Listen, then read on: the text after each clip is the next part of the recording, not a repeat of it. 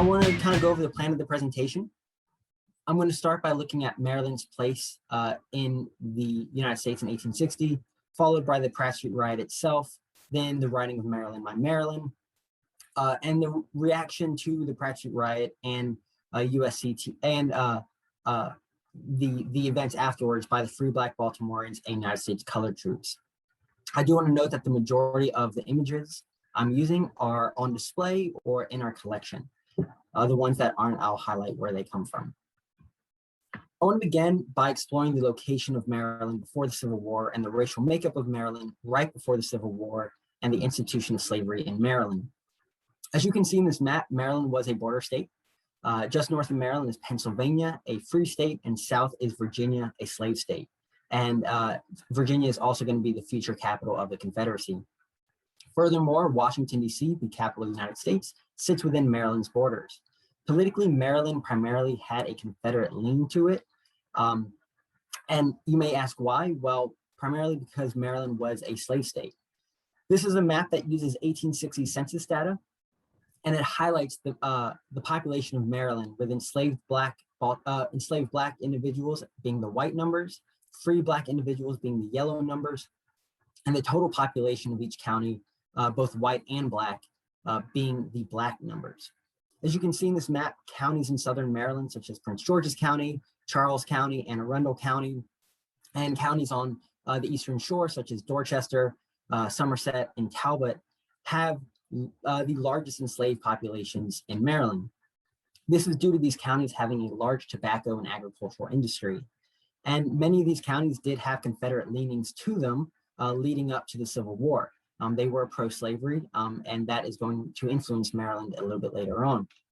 But what's interesting to note is as you look at Western Maryland, especially Allegheny County, you see the number of enslaved individuals decreases, and that's primarily due to the mining industry and less agriculture-based industries. And many of the individuals in these areas are going to have Union leans to them. When you look at Baltimore City, you actually find something really, really interesting. Baltimore City has a very, very large free black population.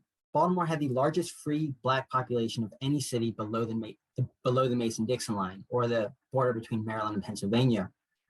Yet Baltimore and Maryland still lean pro-slavery and later secessionist. And this can be seen in the 1860 presidential general election results. These are the results from Maryland. And as you can see, Lincoln only receives 2.48% of the vote in Maryland, or about 2,294 votes, compared to Breckinridge, who later became a Confederate commander, who received 45.93% of the votes, or about 42,482 votes. This disparity played a role in Lincoln's decision when he was passing through Baltimore. It also played a role in Maryland's Southern sympathies and the eventual Pratt Street Riot. The ribbon you see is actually from our collection, and it's a ribbon that would have been passed out during the campaign. But following Lincoln's election, Alabama, Florida, Georgia, Louisiana, Mississippi, South Carolina, and Texas all secede from the Union. On February 11th, 1861, Lincoln begins making his way to Washington, D.C., and his plan is to pass through Ohio into Virginia and to D.C., but his plans were changed because Virginia was discussing secession, and so his guard, Alan Pinkerton, thought it would be better for him to pass through Pittsburgh and into Baltimore. Pinkerton believed that there was a plot to assassinate Lincoln in Baltimore when Lincoln exited the train at President Street Station to begin making his way to Camden Station. Pinkerton believed that individuals armed with knives would attempt to assassinate Lincoln. And as a result, Lincoln passed through Baltimore in the middle of the night. And this image actually highlights that passage. It's by Adelbert J. Volk. And you can see that it is making fun of Lincoln. You can see the black cat. You can see the Lincoln is in a boxcar labeled Washington. So it's like he's being shipped to Washington. You can see the light in the background. And it also makes Lincoln look scared. And this was a view that many people had. Many people believed that Lincoln was making a wrong decision. He was not showing strength. But and many argue that the threat of an assassination was unfounded, but the events of April 18th and April 19th of 1861 proved that there were risks to Union troops and Union sympathizers in Baltimore. On April 12, 1861, Confederate batteries in South Carolina, the first state to secede, which they did on December 26, 1860, opened fire on Fort Sumter following the United States commander's refusal to surrender the fort. These were the first shots of the American Civil War. As a result, on April 15th, Lincoln called for 75,000 troops to be raised to defend the Union. This led Virginia to secede, and Maryland to continue their discussions regarding secession. As a result of Virginia seceding and Maryland threatening to secede, Lincoln called for troops to come to the defense of Washington, D.C. The first of these troops came from Pennsylvania. On April 18th, around 475 newly formed Pennsylvania militiamen, including Nicholas Biddle, who you see here, a 65-year-old African-American man that was part of the Washington Artillery, marched through Baltimore and began boarding train cars at Camden Station for the final leg of their journey to Washington. Upon learning that Northern volunteers would be arriving in the city, about 2,000 Southern sympathizers from Baltimore gathered to contest their passage. The city's entire police force was summoned to escort the volunteers through the city, but the officers were having a pretty hard time controlling the crowd. The crowd was also insulting the Pennsylvanians and hurrahing for Jefferson Davis and the Confederacy. So you can kind of see the reaction that Baltimore is having to Union troops. And when the soldiers at last arrived at Camden Station, violence erupted. They were pelted with stones, bricks, bottles, other items. Some were clubbed, some were knocked down, some were punched. Confederate sympathizers were lunging at the unarmed Pennsylvanians with knives and drawn pistols. And so a small kind of riot takes place. And again, this is on April 18th. Of all the injuries sustained during the attack, the most serious was actually Nicholas Biddle's. Because he was Black, he was technically not a soldier within the Washington Artillery. Rather, he was an orderly, an attendant to an officer of Captain James Wren. Many Confederate sympathizers saw Biddle in uniform, and that infuriated the mob even more, which led to yelling, racial insults, and attacks on Biddle. And Biddle was actually struck in the head by a brick and knocked to the ground, reportedly suffering a wound deep enough to expose the bone. And you can actually see that in a Baltimore Sun article from April 19th. It says a colored man received a severe cut on the head, and they're referring to Biddle. But what's interesting is that this is a article that was published on the morning of April 19th, talking about an attack that happened on Union troops the day before, but little did they know that a larger attack, a larger event would be taking place that same day. On April 17th, the 6th Massachusetts Militia departed from Boston, Massachusetts, arriving in New York at the following morning and Philadelphia at nightfall. On the 19th, the unit headed on to Baltimore, where they anticipated slow transit through the city. Baltimore had this ordinance where you are not allowed to have steam rail lines going through the city. So there was no direct connection between the Philadelphia, Wilmington, and Baltimore Railroad Station at President Street Station and the Baltimore and Ohio station at Camden Station, which was about 10 blocks to the west. So as the militia transferred between the stations, a mob of Southern sympathizers attacked the train cars and blocked the route. When soldiers could no longer travel by horse and train car, the four companies, about 220 men, got out of the cars and marched in formation through the city. The mob followed the soldiers, halted their progress, and then began to attack the rear companies of the regiment with bricks, paving stones, and pistols. In response, several of the soldiers who had never been in combat before fired into the mob, beginning a fight between the soldiers and the mob. And with the help and escort of Baltimore police, led by Police Marshal George P. Kane, who was a Confederate sympathizer, the soldiers got to Camden Station, and the police were able to block the crowd from them. The regiment had left behind much of their equipment, including marching band instruments. So they were racing to get through the city. Four soldiers, a Corporal Sumner Henry Needham, Privates Luther Ladd, Charles Taylor, and Addison Whitney, and 12 citizens were killed in the events. About 36 of the regiment were also wounded, but it is unknown how many additional civilians were injured. And this was the first bloodshed of the Civil War. The first blood of the Civil War is spilled on Baltimore streets. I just wanted to highlight these. These are some things we have in our collection. They're pretty interesting. The pistol was a pistol that was carried and purchased by the Baltimore City Police Department, and it was used during the Pratt Street Riot. And then the bayonet was actually affixed to a musket that was carried by Sergeant Benjamin Graham of the 6th Massachusetts Militia during the riot. So these were 2 weapons that were at the riot, one by the police and one by the militia as they're marching through the city. So following the Pratt Street Riot, the governor of Maryland and the mayor of Baltimore called out militia to prevent further bloodshed. There was a threat against Fort McHenry, and the militia went to protect the fort, but knowing that the militia contained secessionists, the commander of U.S. forces at Fort McHenry ordered the militia to not come closer than half a mile, or else they would be fired upon. In May of 1861, General Benjamin Butler of the 6th Mass occupied Federal Hill and pointed guns toward the city. It's fitting that it was the 6th Massachusetts, as they are occupying the city and they were the ones that were attacked while marching through the city. Later in May, General Winfield Scott and Abraham Lincoln suspended the writ of habeas corpus in Maryland, leading to Baltimore and Maryland basically falling under martial law for most of the war. This print that you see is of Fort Federal Hill, just one of the many military installations that was built in Baltimore City throughout the war. And the images you see to the right are actual photos from Fort Federal Hill. What's really interesting is that the bottom image, the location of that cannon is going to be on the top left of the fort, one of the kind of points on the top left. And so you can see the location where these men are standing. But it's worth noting that many of the guns are pointed towards the city. So what were the reactions of the Pratt Street Riot? And this is why everyone came here. So I'm going to start by talking about Maryland, my Maryland, because that has a almost immediate reaction. So I want to begin by talking about the writer.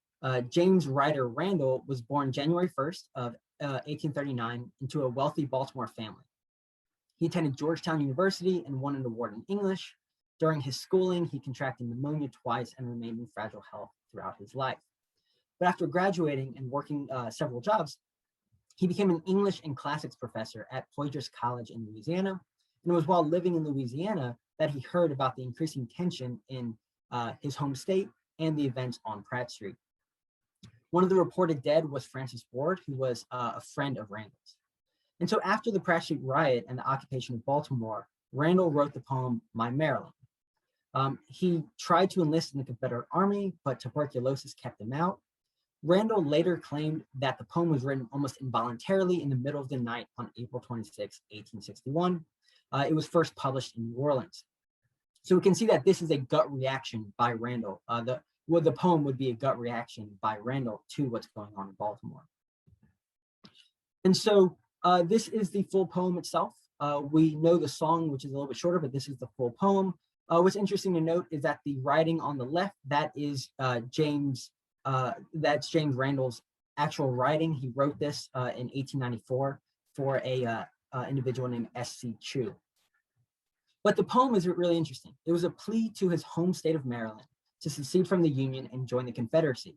And this can be seen in stanza 6, where he says, Dear mother, burst the tyrant's chain, Virginia should not call in vain. She meets her sisters on the plain, sic semper, 'tis the proud refrain that baffles minions back amain. And so I want to note that you see the sic semper in there. Of course, sic semper is later going to be used by John Wilkes Booth after he assassinates Lincoln, where that's what he says, sic semper tyrannis, when he following the assassination. So it's interesting that it's used in this as well. He references the events in Baltimore in the first stanza when he says, avenge the patriotic gore that flecked the streets of Baltimore. The poem also contains many references to the Revolutionary War. So he's calling back to kind of when Maryland and the United States rebelled against the colonial British rule. And that can be seen when he says the old lines bugle, fife, and drum in the last stanza. And then he also says, remember Carroll's sacred trust and remember Howard's warlike thrust. But what's interesting is the most famous or well-known lines of this are in the first stanza and the last one, where he says, the despot's heel is on thy shore, his torch is at thy temple door. And then in the last one, he says, she is not dead, nor deaf, nor dumb. Huzzah, she spurns the northern scum. She breathes, she burns, she'll come, she'll come. Maryland, my Maryland. And so when you look at this, it is a poem to the state. It is calling on the state, calling on the people of the state to secede and go with Virginia. He's trying to build up the patriotism of Maryland through this poem. And the poem becomes incredibly popular. But it's not popular as a poem, it's popular as a song. So I want to kind of look at how it became a song and what was the impact of the song. Because the Maryland, my Maryland was an immediate gut reaction, but it had a larger effect than just this poem and just this gut reaction that Randall had. And so how did it become a song? Well, according to Mrs. Burton Harrison's account that was published in 1911, a Baltimore woman by the name of Jenny Carey set Randall's poem of Maryland to the tune of Lauriger Horatius. And I apologize, my pronunciation of that is probably terrible. But it was brought to her by Burton Harrison by a student at Yale, or when he was a student at Yale. But Jenny Carey first sang it with a chorus of her friends in a drawing room of Baltimore. In the same account, Mrs. Harrison states that although it was originally printed as Maryland, in the second line of each stanza, Jenny Carey added added the word "my" in obedience to the I'm messing up that word. Basically, in obedience to the music to make it sound better. Supposedly, Harrison and Carey both sang it in front of some people in September of 1861 while standing in the doorway of Captain Dowell Sterrett's tent at Manassas, and supposedly the men of the Confederate Maryland regiments were facing them. Apparently, according to this account, the next day the whole camp at Manassas was resounding with "My Maryland." And these were words of Harrison. Whether or not Harrison's account is factually accurate, this sound became a hit in the Confederacy and with Confederate troops. It became instantly popular in Maryland, and its popularity was aided by a series of unpopular federal actions in Maryland, including the suspension of the writ of habeas corpus. It was sometimes called again, my French is terrible, so I'm going to mess this up, but the Marseillaise of the South. And that is referring to the French national anthem written during the French Revolution. Basically, this is becoming a revolutionary anthem.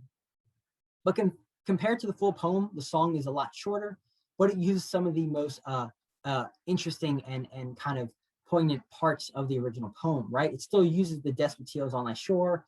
It talks about the avenge the patriotic war of Baltimore, talking about we won't cower in the dust. So it's still using some of these big moments from the original poem. It also uses Sic Semper in it as well.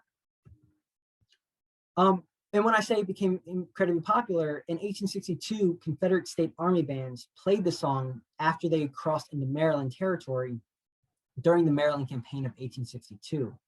By 1864, the song was decidedly most popular among the claimants of a national song for the Confederacy, and this was claimed by the newspaper The Southern Punch. According to some accounts, General Robert E. Lee ordered his troops to sing Maryland, My Maryland as they entered Frederick, Maryland. But as I showed you in the map earlier, Western Maryland was a Unionist stronghold, and so the troops received a cold response as they marched through Maryland. Supposedly, at least one Confederate regimental band also played the song as Lee's troops retreated back across the Potomac after the Battle of Antietam. But what these stories tell us is that they highlight the wide-ranging effect that Maryland, My Maryland had on the South throughout the Civil War. But it's actually worth noting that Maryland, My Maryland's notoriety was not kept to the South. There actually is a Union version of the song. This Union version was written by William Horner and performed on April 19th, 1862, which is a year after the Pratt Street Riot occurred. And the timing was not a coincidence. And as you can see by the stanzas, it takes a completely different tone than Maryland, My Maryland, than the original, I should say.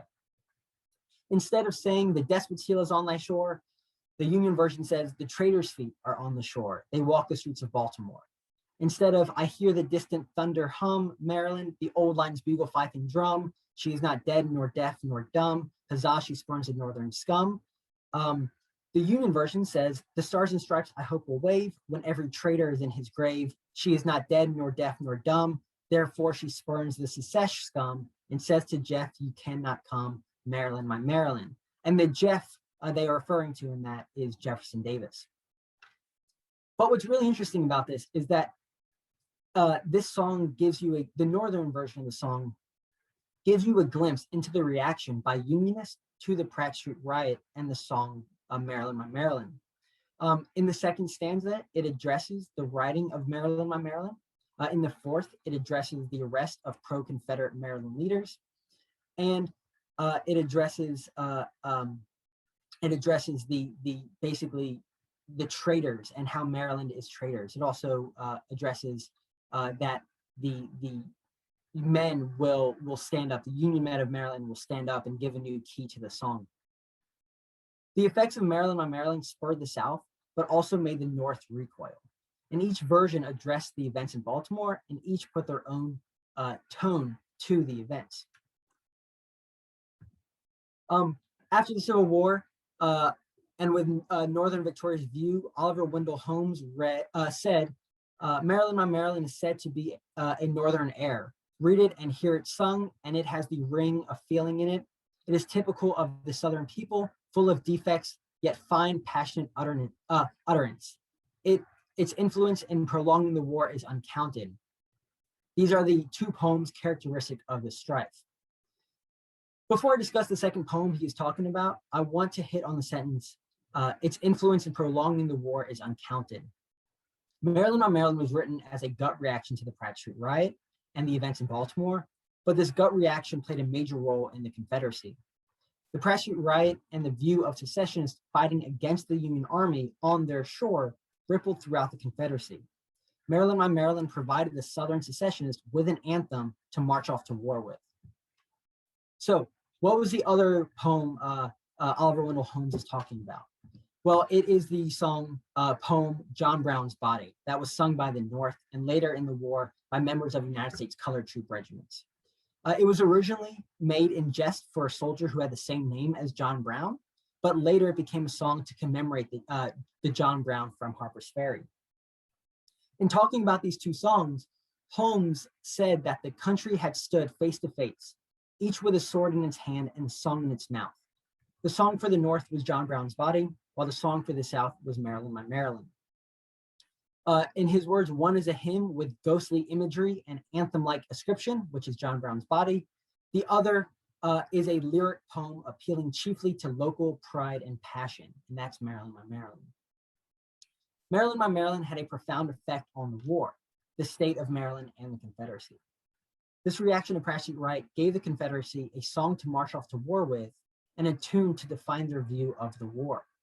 Its effects are everlasting, and it was made the state song in Maryland in 1939 during the Jim Crow era and the Lost Cause era. And it was voted on actually to be repealed just this year.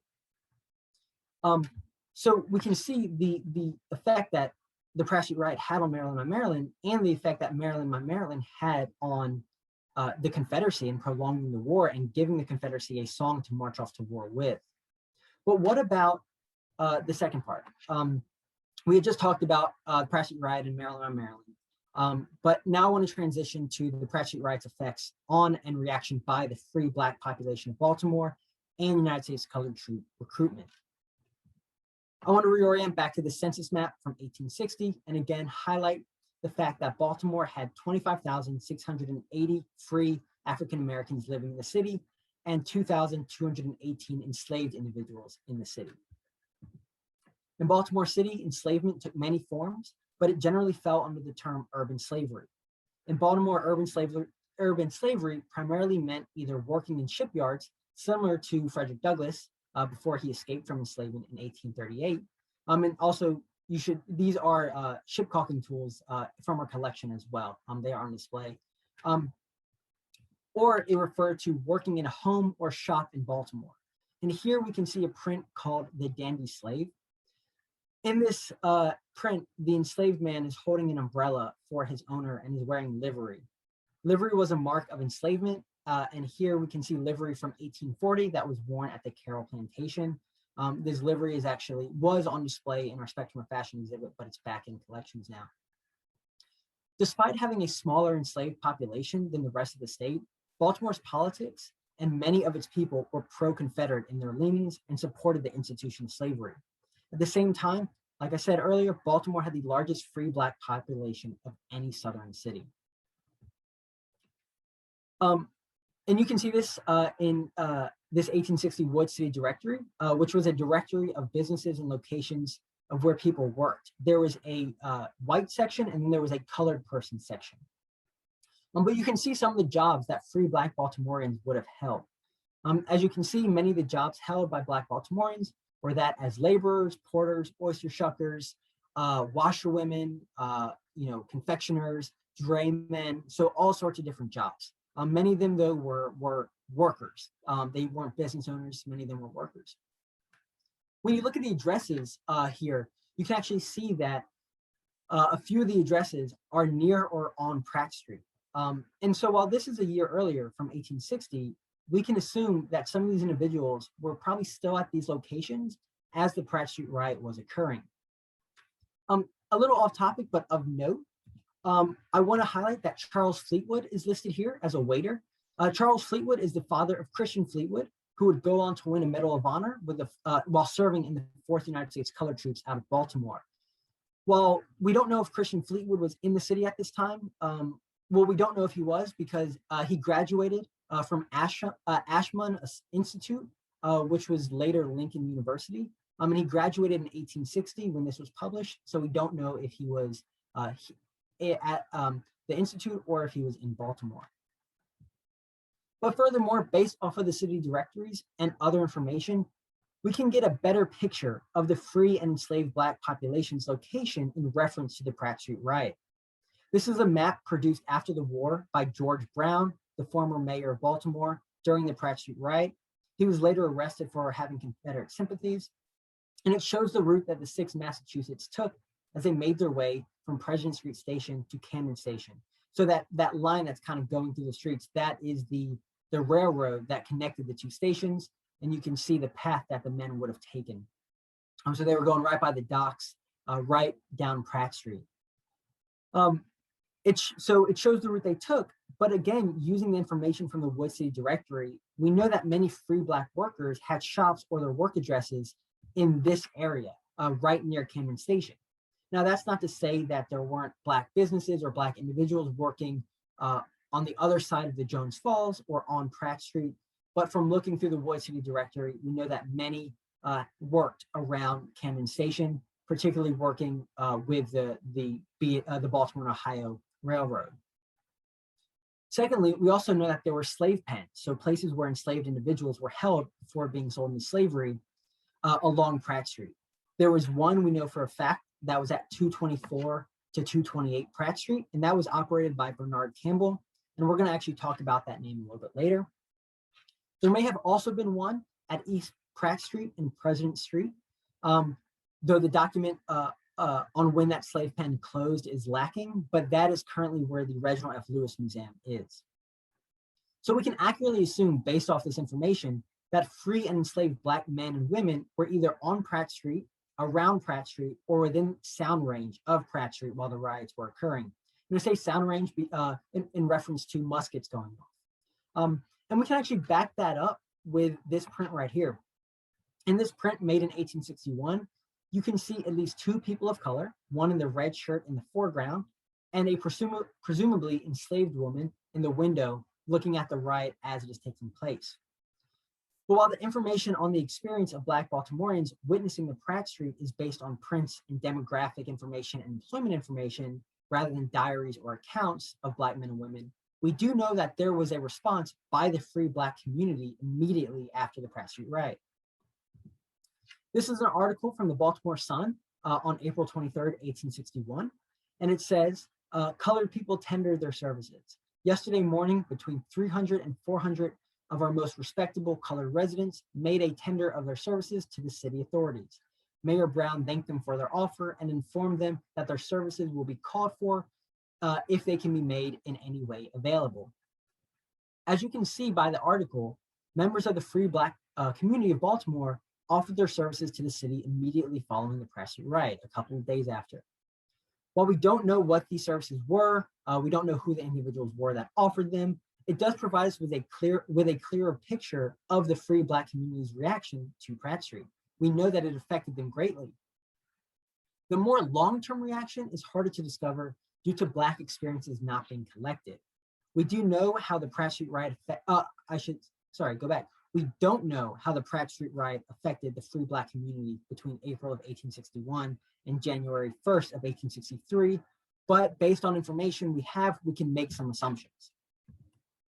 We can assume that for many pro-Union in Baltimore and presumably many free Blacks, the arrival of the US troops and subsequent martial law and arrest of pro-Confederate leaning politicians and high-ranking individuals in Baltimore did provide a sense of safety, relief, and joy, as you can see by this document from the loyal citizens of Baltimore.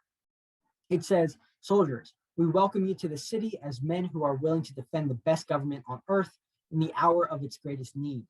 We do not view you as barbarians whose only idea is hatred of the Southern people, whose only intentions are to commit shameful crimes in violation of all law, as is charged upon you by the leaders of the rebellion.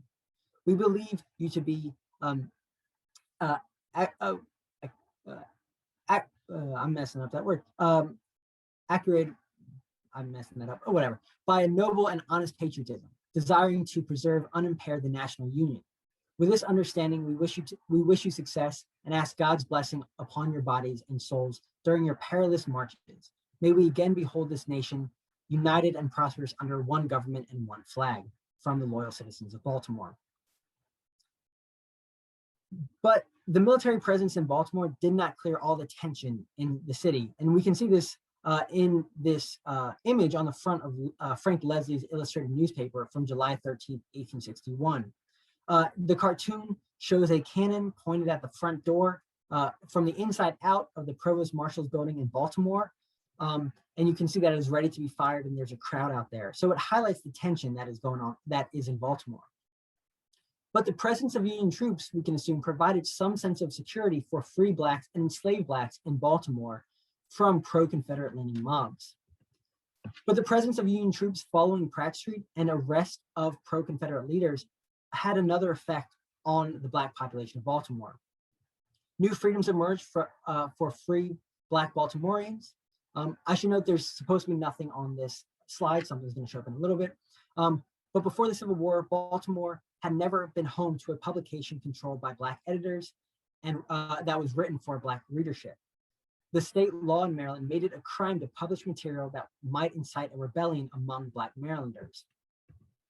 But the Civil War and the presence of Union troops in Maryland changed that idea. Black men organized to publish a chronicle of Black ideas and Black activism called the Lyceum Observer. And on the front page of the first issue, printed on June 5th, 1863, William Matthews challenged the song Maryland, My Maryland, which was already a secessionist anthem, with a rebuke to pro-slavery and pro-Confederate factions within the state.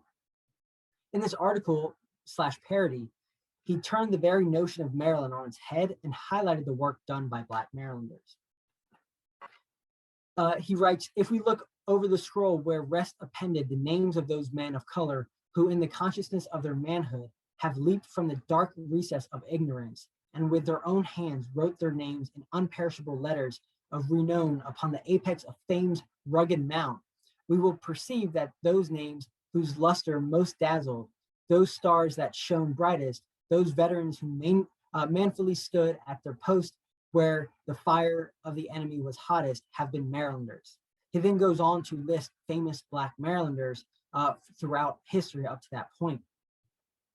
By 1863, he urged that changes were underway and Black Marylanders were fomenting the changes. He says, "Yes, Maryland, thou art noble, notwithstanding the humiliating and fiery ordeal thou hast had to pass through the influence of bad and willful men. Still thou art fast purging thyself, and we feel as if these light afflictions are working for us far more exceeding weight of glory. The worst we think is past, radiant hope is now gilding our prospects, and we feel that a better day is dawning. The publication of this paper that this article is intended for is proof of it. The night has been a long one and a dark one, but day with its refulgent light sooner or later must come. The lofty peaks of the Alleghanies, the gushing waters of the Chesapeake, thy old oaks and massive pines, thy hills and rills and meadows green, all seem to repeat, thou art noble. And let us live to be as old as ocean's mighty billows, we will never tire of owning and honoring thee as our native home. Yes, as a child, proud in the consciousness of an honorable parentage, even so we will be proud of thee, my Maryland. And so he addresses the Pratt Street Riot, but what's interesting is he's discussing the presence of this new Maryland, the one that has Union troops occupying the city and occupying the state, the one where Confederate-leaning sympathizers and leaders have been arrested or kicked out of the city. The new Maryland, the new Baltimore, is one where Black men are now feeling welcome. They're proud of Maryland. And so the freedom that was given to publish this newspaper is a new dawn for many free Blacks, and that is enabled by Union troops coming into the city and giving Black Baltimoreans a voice. They are allowing them to begin exerting freedoms that would expand with constitutional amendments following the war. So for free Blacks, the Pratt Street Riot had an immediate reaction, a response where they wanted to help, but over time as Union troops came into the city, following the events and following the suspension of habeas corpus and military law basically taking over the city and the state, free Blacks in Baltimore are getting these new freedoms. And so while the presence of Union soldiers and Union-controlled Baltimore opened up new opportunities for free Black Baltimoreans, it also had a later effect on recruitment of Black soldiers for the Union Army. So how did the Pratt Street Riot affect the recruitment of United States colored troop regiments in Maryland? Well, we know the broader answer to this question based on newspapers and other information. For a little bit of background, in 1863, Lincoln passed the Emancipation Proclamation, and that one of the things that did is that it allowed Black men to join the Union Army.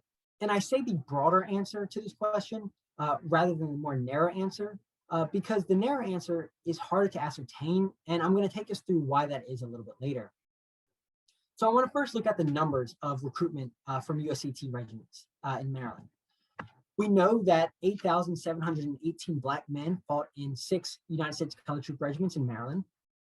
Of all Union states, Maryland ranked second in the number of Black men behind Kentucky who joined the Union Army. This is due to the large number of free and enslaved Black men within the state. So where do most of these regiments come from and where are they mustered in? So the 4th, which was the first, was mustered in Baltimore. It was the first one mustered in. The 7th was later mustered in Baltimore.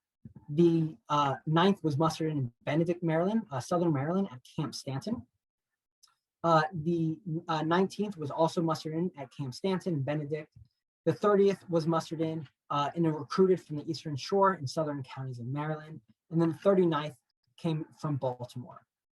And most of these regiments were mustered in Baltimore, Southern Maryland, or on the Eastern Shore. But just because they were mustered in at those locations doesn't necessarily mean that the men who were in these regiments were from these areas. Now, why did Maryland recruit so many soldiers for USCT regiments, and how did the Pratt Street Riot affect that? Well, stated earlier, Maryland had a large free Black population available to fight, but also, as stated earlier, following the Pratt Street Riot, Maryland fell under military control for almost the entire Civil War, and Union troops were permanently stationed in Baltimore and operating and marching all throughout Southern Maryland. But more than that, as Union troops from other northern states made their way to battles, they stopped in many camps located throughout Maryland. So here we can see on the top left, we see Camp Burnside in Annapolis. On the top right, we see the Belger Barracks in Baltimore. The bottom right, we see the Lafayette Barracks in Baltimore, and then we also see Fort McHenry. The presence of Union troops in Maryland, especially in Baltimore, was ever present and hard to miss. And you can even see in the print for the Belger Barracks on the top right, you can see men and women watching the parade happening or watching the men march. In Baltimore, Ohio trains carrying troops pass through regularly. So there was a very, very large U.S. military presence in Baltimore. But how did this affect the growth? How did the growth of the Union presence affect the recruitment of USCT troops in Maryland and the Black population? Well, by May of 1861, a month after the Pratt Street Riot, the slave trade from Maryland to the South and vice versa had all but stopped. This was one of the many changes for enslaved individuals after the Pratt Street Riots. Though for many enslaved people in Baltimore, slavery did not end, but the presence of U.S. troops in Baltimore and throughout Maryland offered an escape from enslavement. And although this is a very highly racist image and also taking place in Virginia, the print shows a true fact. In areas of large enslavement, the presence of Union troops in these areas led to a large increase of enslaved individuals running away to gain freedom and later join the army. But by 1863, the presence of Union troops offered a different path for enslaved individuals, and that would be joining the army. And we can see this actually taking place in Curtis W. Jacobs' diary. Curtis W. Jacobs was an enslaver from Worcester County, Maryland, which is on the Eastern Shore. As you can see in the first half, Jacobs mentions that enslaved individuals are running away. So he mentions that on October 6th, that he says, "This morning, 2 of my Negro men, one about 30 years old and Lewis, just 22 years old, were missing." The next day, he mentions that the following men are gone. One is 28 years old, James, who's 35, Peter, Major, Arnold, Frost, John, and all in so far 9 head, leaving only a few old men and the women and children, which I understand are also to go about Christmas. In the next paragraph, he's trying to figure out why these individuals are running away and what some of the causes could be. And so in the bolded section at the bottom, he says, "Now the president wants all the slave Negro fellows to go into the army and fight. He has a few days ago said to a committee of slaveholders from Prince George's County that said slaves would be compelled to go, that the majority of the army demanded them. He believes it to be Black men running away to join the Union Army as the Army presence in Maryland grows, and that the Army demanded them. To be fair, it's more likely the Army was recruiting them. He is not wrong, though, because as Union troops were actively recruiting Black men on the Eastern Shore and operating on the Eastern Shore, they are more and more enslaved men are running away and joining the regiments. Now, it is worth noting that legally in Maryland, all men who fought were required to be free or manumitted. Manumitted is an individual being sold out of slavery to the army to fight for the army, while the enslaver gets the money, gets a bounty for that individual. But this didn't stop enslaved individuals from running away and joining the U.S. military. It also didn't stop the U.S. military from disregarding those rules.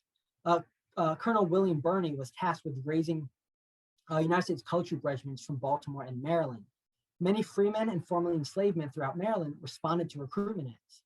And you can see this in the clip on the right, where it says the steamboat Champion that arrived at Light Street Wharf from Cambridge, Dorchester County, had on board 93 colored men who had been recruited in that county for Colonel Birney's regiment of colored troops. They were marched up the headquarters in Camden Street, where they were duly sworn in into the United States Army service and subsequently marched out to the encampment. As you can see in the article on the right of the screen, the one I just read, Birney recruited 93 men from the Eastern Shore, and these men came in to join the 4th United States Colored Troop. What's interesting is these men marched from Light Street to Camden Street, which is nearby where the 6th Massachusetts Regiment was racing towards after being attacked on Pratt Street. So they're marching along the same areas. Furthermore, Birney actively recruited from the enslaved pens that were near Pratt Street, though not all the people who were freed from the pens joined the regiments. And so you can see this in the clip on the left, where he talks about at 4 o'clock yesterday afternoon, Colonel Birney, commander of Regiment of Colored Troops, now recruiting in the city, visited Campbell's Negro Jail situated on Pratt Street. I mentioned Campbell's slave pens a little bit earlier. He was accompanied by a guard of troops. He informed the clerk officer that he had an official orders to take charge of any colored person who might be in that so-called prison. So they are releasing the individuals and recruiting them.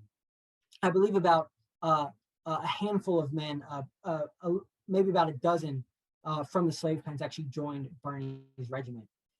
We know that the presence of Union troops after the Pratt Street Riot played a role in the recruitment of United States colored troops. But do we know if any of the men who joined the Maryland USCT regiments, especially the 4th and the 7th, do we know if they witnessed the Pratt Street Riot as it was happening? Do we know if this was the reason that they joined? The short answer to the first question, possibly. To the second question, it's almost impossible to tell. This is an incredibly hard question to answer. Records of free Blacks in the city do exist, but primarily exist in directories and census. Records regarding why men joined United States colored troop regiments are incredibly rare or non-existent. And because of that, it is hard to track down any concrete evidence of free Black men who heard about or witnessed the Pratt Street Riot and joined the USCT regiments as a result. And I would love to give you an example, but it's challenging. I spent hours trying to find an example, and I wanted to kind of take you through an example of the challenges that we face with one person in particular.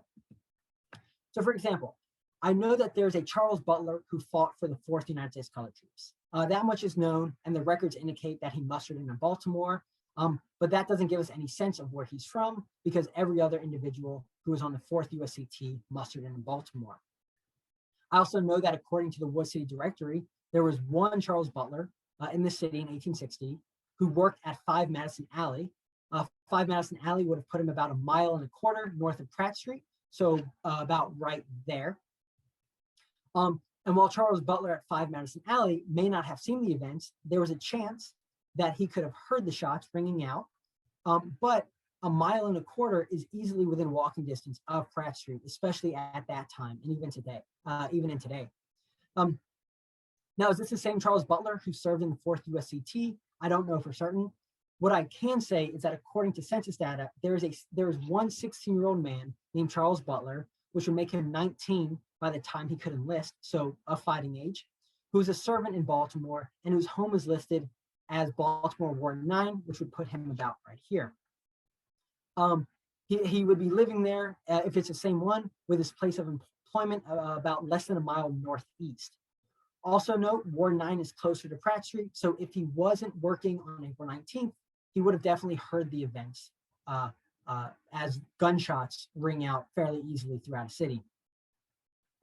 Is this Charles Butler who was part of 4th USCT? Is he the same one who was listed as a servant at 5 Madison Alley? And is he the same one from the census? Again, I cannot say for certain, but this does show the challenges of understanding the Black communities of Baltimore's response and reaction to the Pratt Street Riot and the reasoning why some men joined the USCT regiments. Records for Black men and women from Baltimore during this time are severely lacking, and lacking even more from those in Western Maryland or the Eastern Shore. Now, if I'm 100% accurate and 100% perfect in my understanding that this is the same Charles Butler, then was he the one? Did he join because of Pratt Street?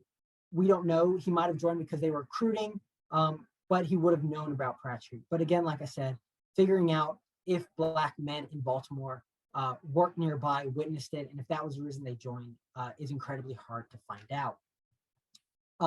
But I would say that a lot of this information came from genealogical records. So if anyone wants to take this on in their own time, feel free to do that. What we do know is that for many men of fighting age, free and enslaved living in Baltimore, the Pratt Street Riot and the attack on Union troops would have been heard about and definitely known about. It would have made Baltimore tense, and it would have stuck in their memory.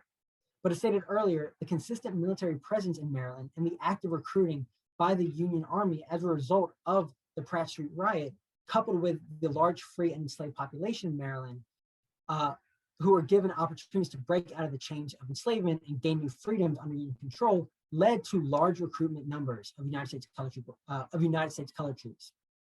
It's worth noting that Frederick Douglass also played a role in the recruitment of Black men on the Eastern Shore.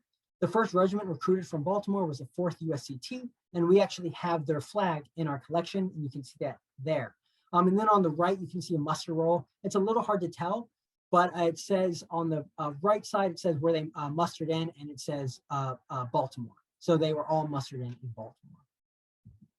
The Pratt Street Riot had an important effect on the city of Baltimore and the people of Maryland. Some, like James Ryder Randall and pro-Confederate, and some with pro-Confederate views, saw it as a moment to secede and join the Confederacy. Randall put feelings out on paper and spurred secession supporters on. The Pratt Street Riot manifested itself into a song that became a statement for the Confederacy and a meaningful tune to them, one that they sang while crossing into the state. For Black Baltimoreans and pro-Union Marylanders, the song promoted rebellion, secession, and slavery. And the song and its presence in Maryland is still being debated today, with many calling for its removal.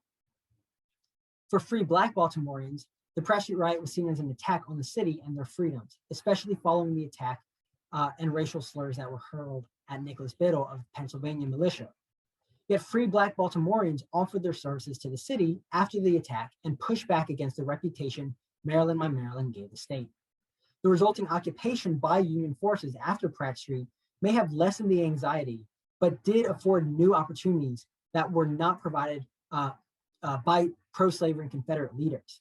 It also led to large numbers of Black men from Maryland joining United States colored troop regiments for the state. Now, was the Pratt Street Riot the reason these men joined? Like I said earlier, we don't know, but did the effects of the riot lead to larger recruitment? Absolutely. These men served valiantly, and some earned the Medal of Honor for their actions. These men marched off to war from the city and the state that had enslaved them, that didn't give them freedoms, but they marched off from the state of first bloodshed to fight in a war to end slavery and risk their own freedoms. I want to thank you all for your time for joining me today. And I also want to say thank you to Fort McHenry and the Friends of Fort McHenry for hosting these lectures. And I'll be happy to answer any questions anyone may have. Yeah, actually, Alex, we did have a couple questions come in from Liz Burns, actually from Wyatt, Aiden, and Liz. They were asking about the cannons, and you covered this a little bit, but if you could explain to them why the cannons were pointed directly at the city. Sure. So the cannons were put at the city for a couple of reasons. One, it was a show of force, right, to show that the cannons were overlooking the city, but also it was a way to, in a sense, keep the city in check. There was a commander, Butler, he says, I can't remember the quote exactly, but he basically says, if I'm killed in the middle of the night, open up the guns on the monument. He's talking about the battle monument. So they were there to protect the city and also serve as a way to defend the city or defend themselves if the city kind of went up in rebellion against the Union troops. So they were there to be able to quickly attack the city, but also show that military presence that was in Maryland or in Baltimore. Okay, and Wyatt's question was, why did the Union change Maryland, My Maryland to their own song instead of making up a new one? I think it was more of so I don't know the reason why, but I think it might have been more of a parody, kind of showing that the South loved Maryland, My Maryland. It was a year later, but the song had become popular. And I think they were basically picking fun at it and making a parody of it in that way. The North did have plenty of their own songs, but like I said, I think this was just a parody. And it's a familiar tune as well. You'll find, speaking for Fort McHenry, I have to throw out there that there are a few different versions of the Star Spangled Banner that come out throughout the Civil War, with both sides taking different perspectives on it. So it's not uncommon, but that's a good question, Wyatt. Does anyone else have questions for Alex? Okay, from Eli. Are there any records of Black residents of Maryland joining the Union Navy? So off the top of my head, I believe there are records of enlistment. A lot of Black men did actually join the Union Navy. It was something that could be joined earlier than the Army. And plus, with Maryland having a very large sailing and shipbuilding industry, a lot of Black men could sail. So there are enlistment records of Black men who joined the Union Navy, though you might have to look based on the ships themselves. I'm not sure if there was a central area. I'm not sure if you have been able to find any at Fort McHenry, or if you know of any like central locations of Black men who joined the Union Navy, but there are records of their enlistment in the Navy. Yeah, and for those of you, if you look at the chat, I put in there, the National Park Service has a Civil War soldiers and sailors database. So if you're interested in looking up a particular regiment or a particular ship, you can look into that and you'd be amazed at the number of things that you'll find. And then our curator, Gregory, has actually pointed out in the chat that Nelson Hawkins, who was enslaved here at Hampton National Historic Site, fled enslavement and joined the US Navy in Washington. I should point out actually another man, Franklin Johnson, who was enslaved here at Hampton, or forgive me, his family was enslaved here at Hampton. He joined the 39th USCT and served at Petersburg. So any other questions out there?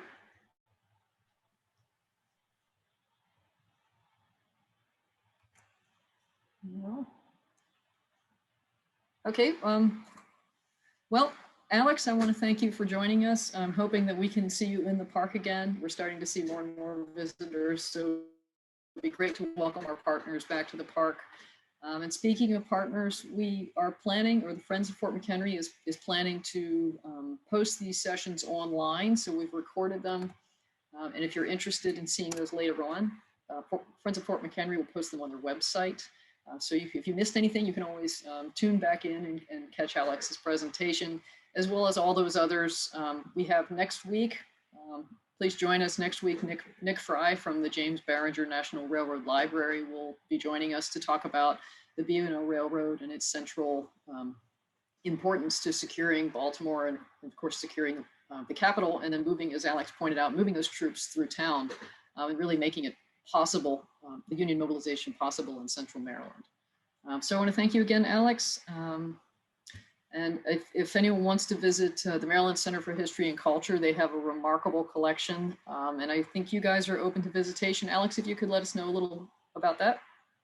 Yeah, so first I want to thank everyone for attending. We are open to visitation. We are open from currently 10 to 3 on Wednesday through Saturday, though we are thinking of expanding those hours. We also just opened back up our library for research. So if people want to research through our records, we have just opened back up.